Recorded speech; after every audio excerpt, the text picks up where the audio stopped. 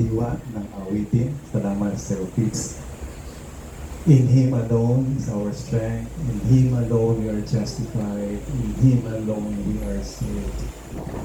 Mga kapatid, ngayong umaga, patuloy pong tinataas sa ating kalagitnaan na mayroong nag-iisang Diyos na pinagmumulan ng ating mga buhay. Diyos na naghahanda sa atin sa buhay na walang sa isang aklat po ni George Knight, siya'y sumulat. Ang title po ay Movement of Destiny. At sa aklat nito ay kaniyang isinalaysay paano natatagan sa Seventh-day Adventist Church. Tinawag niya itong Movement of Destiny sapagkat sa Tagalog po ay kilusan sang-ayon sa tadhana. At ang Seventh-day Adventist Church po ay bunga noong 1844 na prophecy dahil doon sa Great Disappointment na dahil sa Seventh-day Adventist Church nagkaroon ng tunay na liwanag ang propesiya na ipinaunawa ni William Miller. Sabi ni William Miller, sa October 1844, darating na ang Panginoon. Kaya nga yung iba nagtentahan ng kanilang mga ari-arian at nag-antay ng alas 12 ng ating gabi. At hindi dumating ang ating Panginoong Jesus. Sa kasaysayan po ng Seventh-day Adventist Church, yung tinatawag na Great Disappointment. At mga kapatid, ngayong umaga, nais ko pong sabihin sa inyo na ang inyong pagiging kaanib ng Gabriel Company, ang pagdalo niyo po sa Gabriel Company ay bahagi ng tadhana na inihanda ng Diyos para sa pangkat na ito. Salamat po sa lubingan. Gusto ko pong magkaroon kayo ng assurance na lahat ng ating karanasan dito po sa Gabriel Company ay pinahintulutan, pinayagan ng Diyos, nagbibigay siya ng mga palatandaan para mapagtibay ang ating mga puso, ang ating paniniwala na sa dakong ito, kasama ako doon sa inihanda ng Diyos. Kasama ako doon sa magtatatag ng isang church building para sa kapurihan ng ating Diyos. Alam niyo mga kapatid, pagkatapos ng ating outing, nag-message si Sir Mahal. Sabi niya, Brother Alex, ang binayaran po natin doon sa Villa Filomena ay may gift na 25,000. 28,000. Mga kapatid, alam niyo po, ang budget natin ay 20,000 lamang. At alam nyo, Brother Alex, kaya naging 28 po dyan, pero po mga kapatid, hindi na kinuha kanilang allocation, yung iba nagtagdag, etc. Hindi ko na alam iba kadahilan. May tira po tayong 1,700. Hanggang doon na yung message niya. Nung makita ko po yung message, napangiti ako sa Panginoon. May tirang 1,700. Tapos tumagot ako sa kanya. Pwede mo pala ako mag-reimburse ng 1,000. Yung pinanggasolina doon sa sakyan ni Brother, ngayon mo lang naalala, no? Kasi nung gabi, nung Sabado ng gabi, may driver tayo, baka daw kulang ang gasolina. Ay sabi ko, ito po. Hindi ko alam kung babalik o hindi. Basta ito po. So, sabi ko, pwede pala akong mag-reimburse ng 1,000. Nag-okay siya. Tapos kagabi mga kapatid, habang ako'y nagmamaneho papunta rito, pinaunawa sa akin ng Panginoon, bakit 1,700? Naalala ko tuloy. Alam niyo po, bago po tayo magtikit ng mga sticker, sabi ko to sa isang kapatid, magkano magagastos natin kapag paggawa tayo ng sticker? Sticker. Yung sticker po na ginamit ay hindi po simple. Ano po? At sabi sa akin, ang sabi po ni ano ay mga 700 daw po. O sige, sabi ko, gawin natin, pero dapat available siya bago mag-Sabado. At mga after few hours, ang tumugon sa akin yung kapatid, ang sabi, kahit magkano na lang daw po. Ako naman, mga kapatid, sabi ko, gawain ito ng Panginoon. Sabi ko, anong Gcash mo? Pinadala ko po 700 pesos. Sabi ko ay bahagi po ito sa gawain ng Panginoon. Kaya kagabi naalala ko, yung ating Diyos, mga kapatid, ano, saktong-sakto. Bakit 1.7 yung natira? Pero sabi ko, Panginoon, ibinigay ko sa yung 700, inyo na po yun. Kaya po rin ako ito, mga kapatid, dito. Sa maliliit na bahagi ng ating mga buhay, nagpapahiwatig ang Diyos. Minsan di lang natin pinapansin. Nung mapansin na marahil, nung nandun kami sa Villa Pilomena, si Sir Debbie makita yung papilay-pila at hindi makaikot yung kanya leeg. Kaya pag uwi sa bahay, sabi ni Ade, sabi ko naman sa inyo tawagan niyo na si Tito Samson para mag-therapy. Ano, at bago kami matulog, ano mami? Message ko na si Kuya Samson, bukas, Lunes. Sabi niya, ang dami nating kalat maghapon tayo na wala maghapon. Mag-aayos pa ako ng bahay. Kailan? Martes? Sabi niya sa akin, bahala na. At alam niyo mga kapatid, pag-uwi ko ng bahay,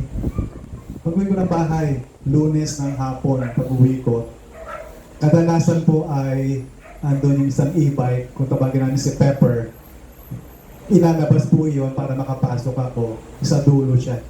Kasi pumalit lang yung aming garahe. Sa dulo, yung kay Ade, sa akin yung adventure, tapos si Pepper. Di ako'y huminto muna. Papalabasin ko muna si Pepper para makapasok ako at papasok ko din si Pepper. Ngayon po, nung makalabas na yung kulay-pula na sasakyan,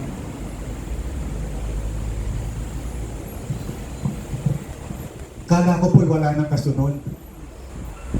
Yung pala, yung isang e-bike na pula kay Kuya Samson. Sabi sa akin ng mga bata,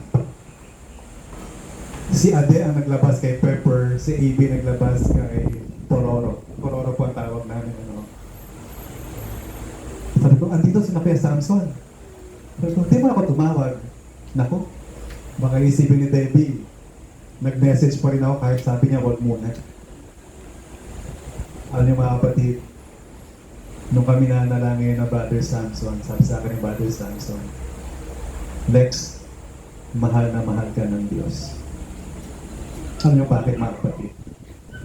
Sabi na ako ni Ate Lea, Bert, parang ibang lakad ni David kahapon. Puntahan natin. Mga kapatid, take note ano po. Sabi ni Ate Lea, Bert, puntahan natin, baka masama ang pakiramdam. Hindi kami nagsabi, pero ang Banal na Espiritu Santo nagsabi kay Sir Lea, napuntahan kami doon.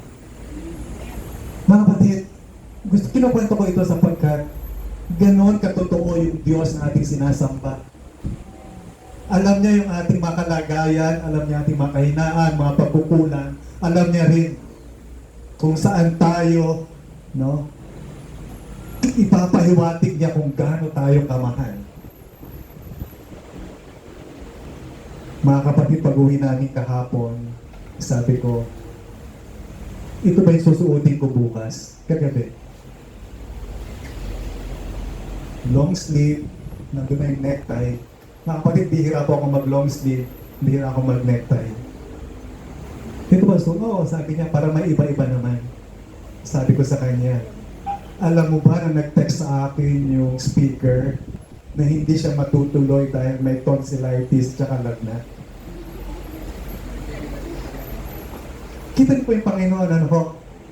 Pati yung damit na susuotin mo para maiba naman, inihanda na rin niya.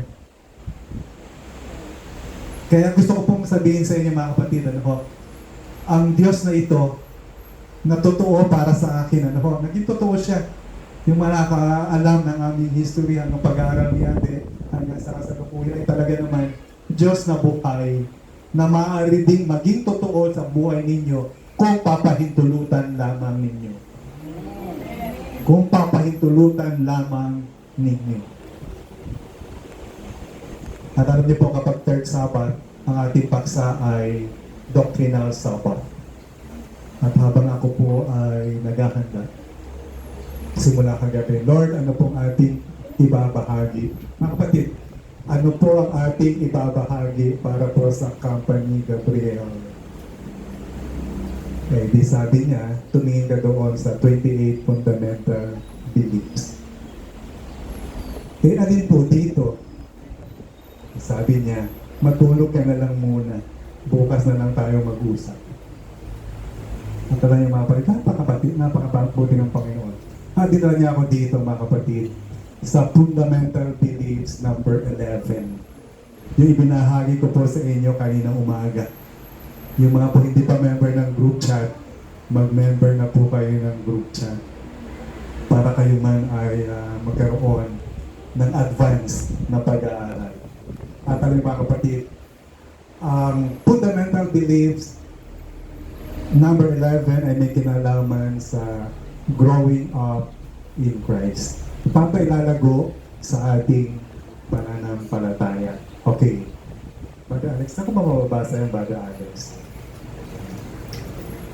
Gusto kong i-promote ito pong Biblia. Ano po? Itong Biblia ito ay nilimbag ng Seventh-day Adventist Church. No? Subalit yung kanyang mensahe ay in-sponsor po ng Seventh-day Adventist Church at ang naglilibad po nito ay ang Philippine Bible Society. Okay. At dito po mga kapatid, ito pong version na ito, dito nyo makikita yung fundamental beliefs. Gusto nyo po magkaroon? Ano ho? Ito po ay available sa English at Tagalog. Ako po ay nakabili recently ng English, mga 480 lang po ang English. Siguro Tagalog po ito. Ito po, Sir Susan, ay libre lang po pinamimigay yung Tagalog sa mga nabinyagan. Pero kung gusto nyo po, baka po mayroong mag-sponsor. So dito po, makikita po ninyo, dito po yung fundamental belief number 11. At mga kapatid, growing up in Christ. Kaya po yung mga may Bible, nakatulad po na sa akin, ay buksan po natin, ano po.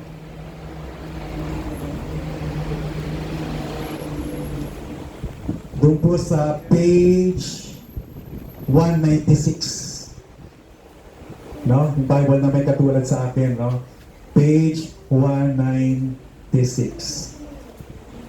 Siguraduhan nyo lang po, nakatulad ng Bible ko, ano ho. Mga si Christy, baka hindi nyo po makita. Ang page 196 po ay nandito sa dulo. Ano po, yung tulong sa pag-aaral. Bakit ko po pinopromote itong Bible na ito? Kasi dito rin po yung mga Bible study guides. Ano ho? Kaya ako po, ginagamit ko sa devotional, ibang aklat, sa pag-aaral naman po itong ginagamit ko. Okay? At sabi po rito mga kapatid,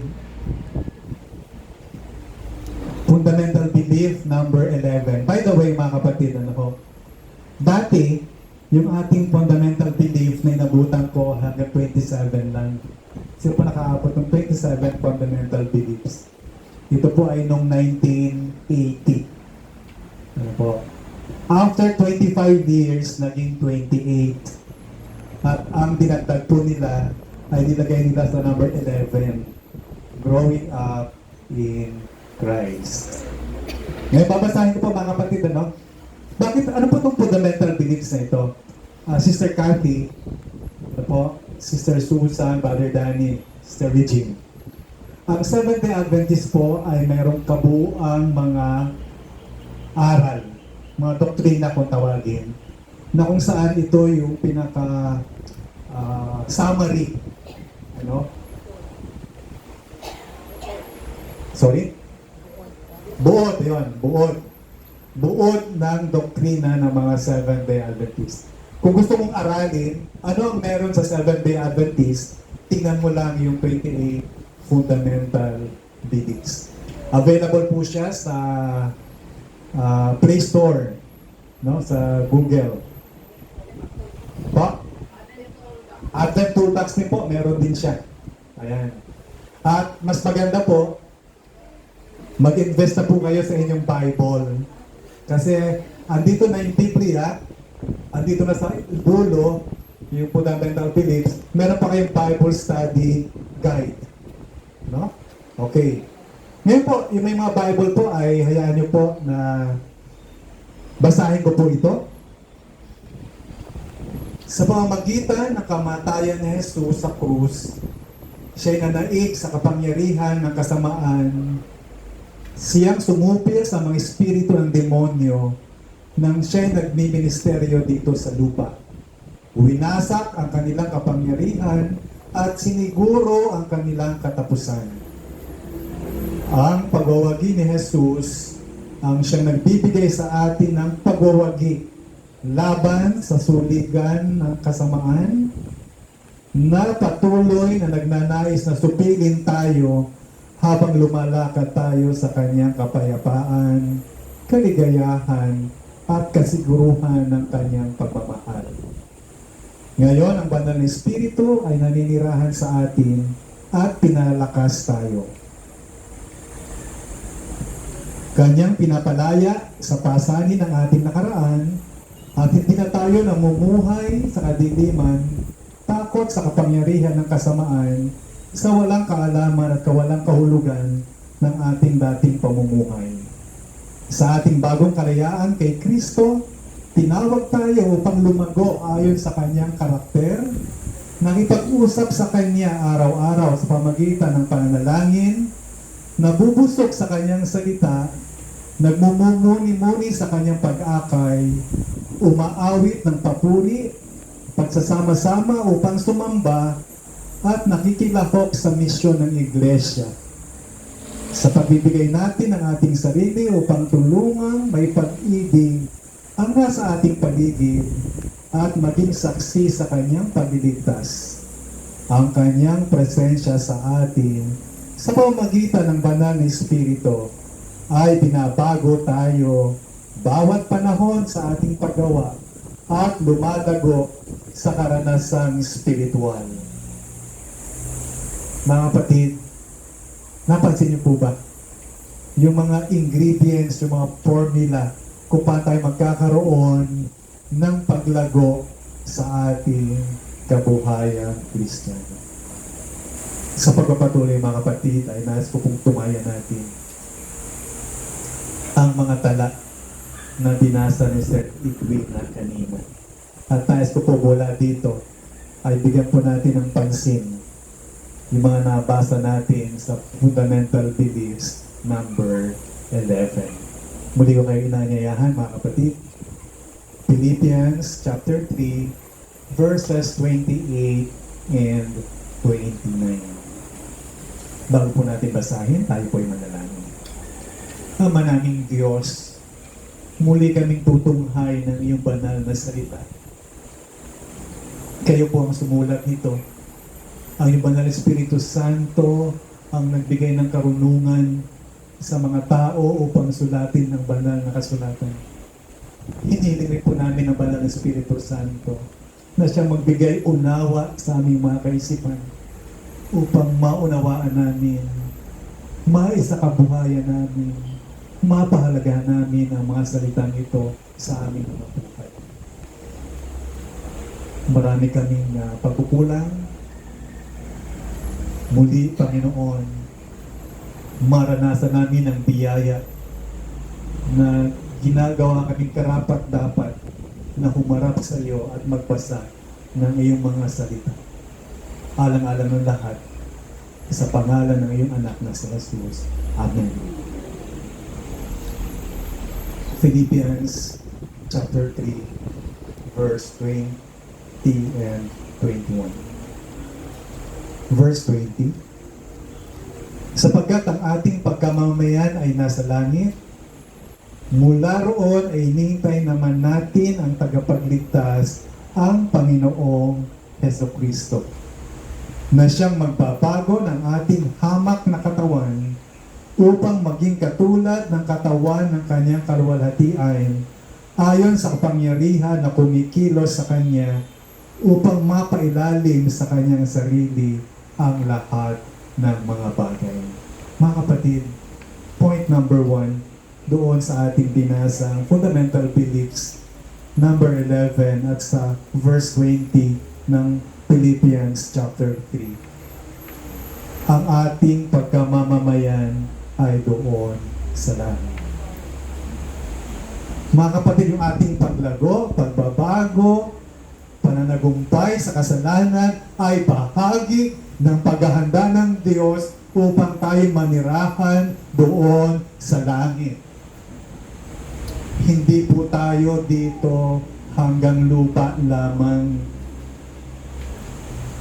Hindi lang po tayo nandito para sa mga material na bagay, kung hindi tayo po inihahanda na manirahan sa buhay na walang hanggan doon sa langit. At dahil dito mga kapatid, merong paglago sa ating mga kabuhayan. At ang sabi po sa verse 21, point number 2 mga kapatid, ano po sabi rito?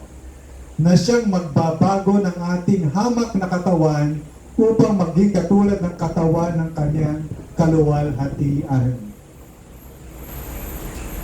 Wala pong masamang bagay na papasok doon sa langit. Dito pa lamang mga kapatid ay sinasanay na po tayo sang-ayon, no, sa karakter ng ating Diyos.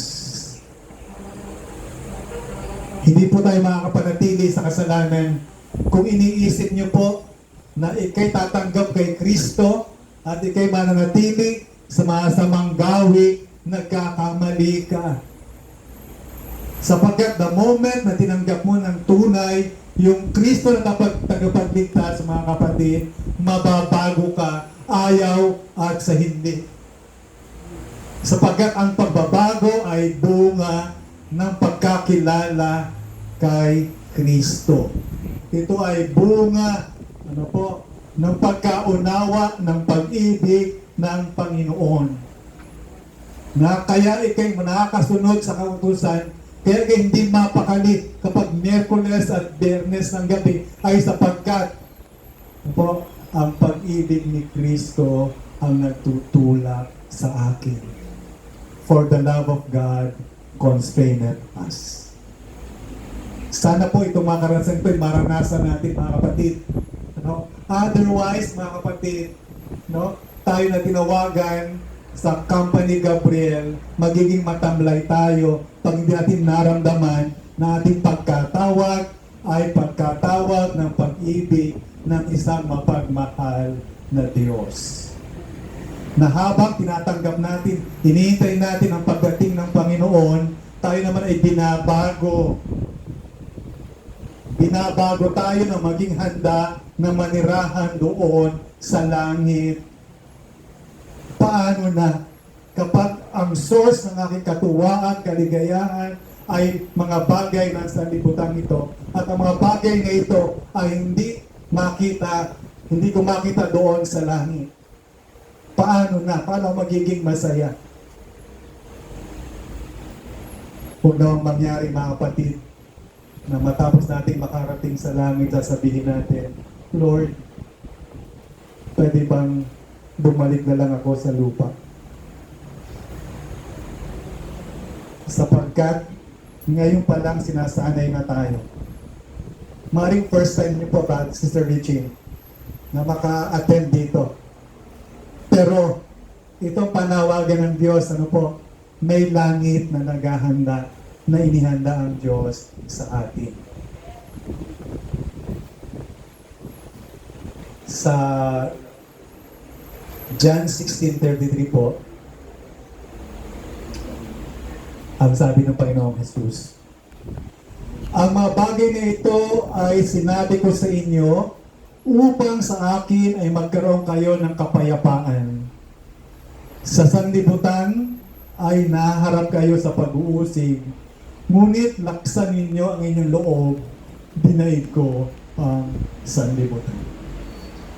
Doon sa fundamental beliefs, number 11, sinabi doon na yung ministeryo ng Kristo ay pinakita sa atin na tayo man ay magiging mananagumpay sa kabila ng ating mga kahinaan, sa kabila ng ating makasalanang likas.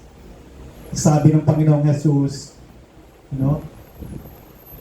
laksan niyo ang loob ninyo, I have overcome the world. At ang Kristo na ito, sangayon po sa Hebreo 4:15.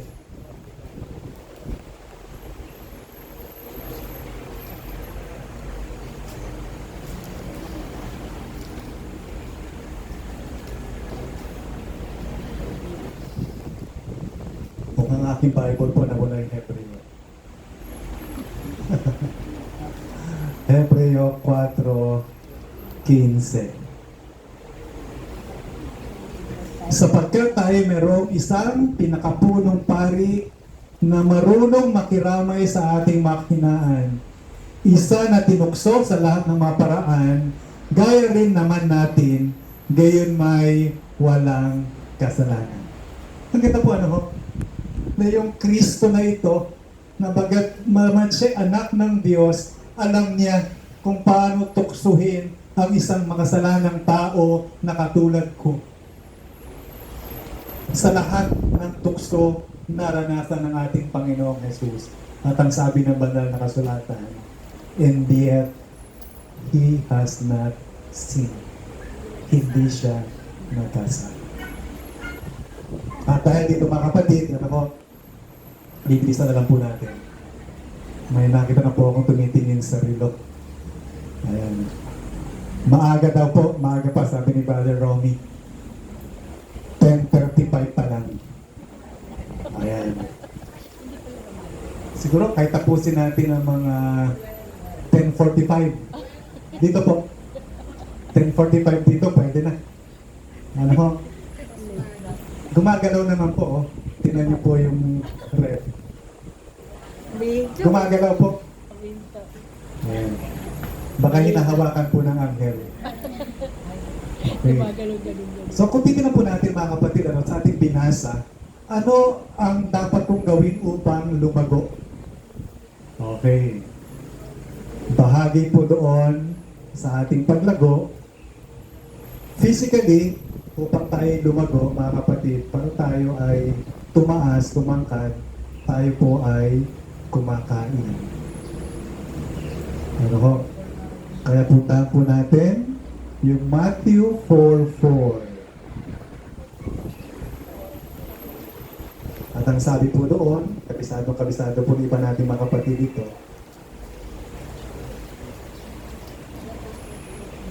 ngunit siya'y sumagot, nasusulat, hindi sa tinapay lamang nabubuhay ang tao, kundi sa bawat salitang lumalabas sa bibig ng Diyos. Mga kapatid, Bible reading, Bible study is not optional. Lalo na kung kayo nakikinig sa ating online worship tuwing umaga. Bakit kaya isipin ninyo? Paulit-ulit na lang, alam na namin yan, kailangan magbasa ng Bible. Bakit inuulit-ulit? Ngayon inulit na naman. Alam ng Diyos. Ano ho? Kung meron po kayong investment na mahalagang pagkakagastusan, mag-invest na po kayo sa pagbabasa ng Bible. Bumili na kayo ng Bible na akma sa inyong pagkaunawa. Akma sa inyong mata. Malalaking letra o maliliit man. Kung wala man, bumili na kayong magnifying glass. Oho. Kung kayo po ay hindi sanay magbasa ng mahaba, sanayin nyo na po ang inyong sarili. Kasi po, sa kasaysayan na pinaunawa sa atin, walang ligtas na kaparaanan maliban na lang na ikay magbasa ng banal na kasulatan. Kahit manood po kayo, Brother Romy, ng oras ng pag-aaral, babalik ko pa rin po kayo sa banal na kasulatan. Ang sarap manood kapag ka may preacher, ano po, marami ako paboritong preachers. Ang sarap manood. Pero pagtang huli, walang papalit pa rin po sa pagbabasa ng banal na kasulatan. Sarili natin. Kaya mga kapatid, pag sinabi ko nagbabasa ng Bible, hindi lang para makakota. Alam niyo ba yung kota? Diba? Meron pong schedule, how to read the Bible in 1 year. At kokota ka talaga, Sister, kalimutan ko ito ba? Evelyn. Diba yung, dalawang chapters ng Old Testament, isang chapter ng New Testament. Che-checkan mo ngayon yan, kota na ako. Pag sinabi ko pong nagbabasa ng Bible, mga kapatid, yung inuunawa natin yung ating binabasa at sinasabi natin, Panginoon, anong gusto mong sabihin sa akin sa araw na ito? Yung ating pagbabasa, naririnig natin yung tinig ng Diyos na nangungusap sa ating mga puso. Alam niyo po, sa panahon ngayon, uso na yung plant-based diet. Di ba? Yung isang araw, tuwang-tuwa ako, pagdating ko ng bahay, meron akong burger na plant-based. Hindi sana ako kakain ng hapunan, napakain tuloy ako. Maraming salamat. No. Minsan sa 7-Eleven, nakaka-order po kayo ng plant-based na meal. Lalo na po sa Army Navy. No. Ang daming mga vegetarian. Mga kapatid, pag tayo po ay nagbabasa direct from the Bible, plant-based po ang tawag ko dyan. Kapag tayo po napakinggan na lang natin, nabasa na lang natin sa iba, ang tawag ko po dyan ay refined foods. Ibig pong sabihin ay hindi na siya ganoon kasustansya. May sustansya po mga kapatid, pero ganoon kasustansya. Kaya tayo po, gusto nating mabalik doon sa plant-based na tayo mismo kung ano yung nutrients ng original na form niya ay makuha natin. Okay. Konti na lang po ito. Ayan. Gumagalaw pa rin na samahan.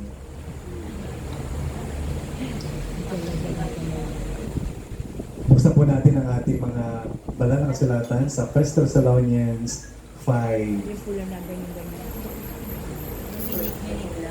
5, verse 17. Bukod sa pagbabasa ng Biblia, verse 17, ang sabi po dito ay, manalangin kayong walang pati. Mga kapatid, hindi po ito yung panalangin na nakasanayan na sa ulo. Di ba? Brother Alex, nagbabasa naman ako. Nagdasal naman ako sa umaga pagkagising, bago nga kumain eh. Kahit nahihiya ako, maraming tao, nagpapay na rin ako. Bago matulog, kasi baka hindi na ako magising, at least nakapag-pray ako. Pag sinabi pong prayer, sabi ni Miss White, prayer is talking to God as to a friend. Kausap mo ang ating Panginoon. Lord, may transaction ako. Ikaw na ang bahala. Itong taong to ba mapagkakatiwalaan ko? Lord, sasakay ako ng jeep, ang haba-haba ng pila. po ito, malilate na ako. Lord, naiwanan ko po yung senior citizens ID ko. I-claim ko pa po ba yung aking seniors discount? Lahat, ano po, lahat ng maliit na bagay, i-upload natin sa ating Panginoon. At sabi ganoon, pray without ceasing. Hindi po ito yung seremonya ng pananalangin, yung seremonya ng paglukod. At minsan kadalasan, kapag may nanalangin dito sa harapan mga kapatid, yung ating mga kaisipan ay naglalakbay. At inaantay na lang natin yung amen. Minsan natin matandaan, ano na ba pinanalangin nung nananalangin. At lastly po mga kapatid, bahagi ng ating paglagong Kristiyano ay yung tala sa 1 Thessalonians 5:19. Ano po ang 5:19? Huwag ninyong patayin ang ningas ng Espiritu. Kailan po nawawala ang ningas ng Espiritu? Kapag paulit-ulit natin tinatanggihan yung kanyang pagpapahiwatig, tinatanggihan natin ang kanyang pagpapatnubay. Okay, Lord, tatapusin ko na lang po ito. Pagkatapos po nito, hindi na po ako manonood ng mga panoorin na alam ko pong nakakasama sa aking kalagayan. Lord, alam ko naman po, bawal ito kinakain ko. Last na lang po ito, last na lang ito. Mga kapatid, balikan niyo po, kailan po kayo huling nagsabi na last na sa Panginoon at muli niyong inulit? Huwag natin tighatiin ang banal na Espiritu Santo. At sa pagkatapos mga kapatid, yung ating binasang fundamental beliefs number 11, malalim po ito, malawak. Binigyan din ko lang po yung tatlo na makakatulong sa atin. Ano po yung tatlong ito? Bible study, prayer, and guidance of the Holy Spirit. At ito na po ang garantiya mga kapatid. Sa ayaw nyo at sa gusto, lalago kayo. Hindi ko makalimutan yung kasabihan, a living thing ought to grow. Pag yung isang halaman, masustansya yung lupa na kanyang kinalagyan, lalago at lalago mga kapatid, kahit ayaw nyo nang lumago. Kahit sisirain na yung pader ninyo, pinuputol nyo na, lalago at lalago pa din. Ito po gusto natin maging karanasan dito sa Company Gabriel. Because we were called for a destiny. Tayo tinawagan sa isang pakikipagtagpo sa itinadhana ng Panginoon na lahat po tayo ay magiging kasama sa pagtatatag ng isang bahay-sambahan. Purihin natin ang Panginoon ngayong umaga.